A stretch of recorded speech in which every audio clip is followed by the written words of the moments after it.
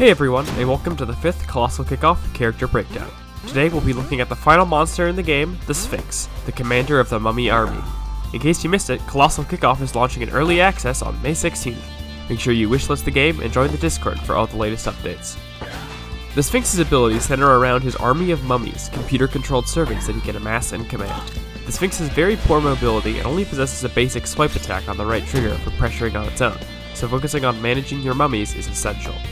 You'll start each point with 2 mummies. While on the field, they'll pursue the ball if a warrior has it or it's open for the taking, and they'll slide to steal the ball just like the warriors do if they're in range. If a Sphinx or a teammate mummy has the ball, they'll roam around the field and try to cover their bases. In addition, mummies will pass to each other at random points to keep the warriors on their toes. While a mummy has the ball, it'll walk towards the goal and shoot the ball once it's close enough. This sounds great, but bear in mind that the mummies are somewhat slow, and they only stay on the field for a little over 10 seconds at a time before dying. In addition, if a warrior steals the ball from a mummy, the mummy will die as well. Once either of those things happen, they'll disintegrate and will have to respawn at their spawn points near the goal. Keeping them on the field for a long time is not in your best interests, so it's a good thing you have another way you can exploit your expendable minions. Tap the left trigger to arm the Mummy Bomb. When this ability is used, if a warrior has the ball, the mummy closest to that warrior will glow red and start running towards them. When close enough, the mummy will detonate, killing all warriors in its range, leaving behind a small circle of sandstorm. This sandstorm will slow down any warriors that walk through it, giving the Sphinx another way to control the stage.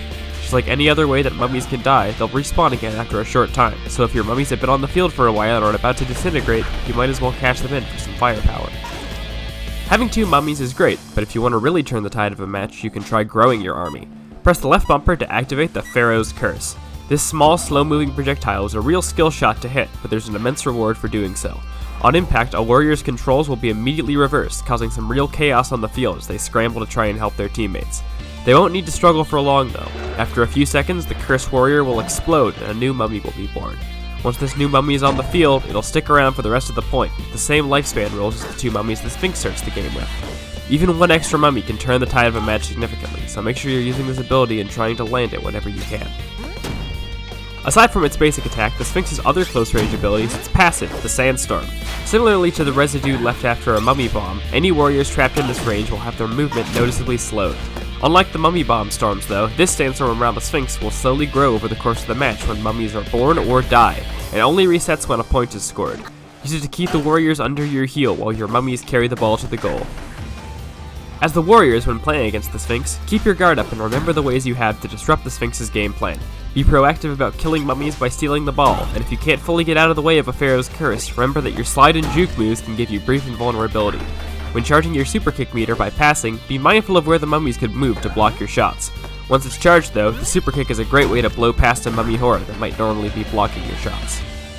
We hope you enjoyed this breakdown of the Sphinx. Managing the lifespan timers for your mummies and knowing when to arm their explosions, as well as using the Sphinx's own attacks and Sandstorm for defense, are skills that you can really develop to turn this monster into an absolute powerhouse.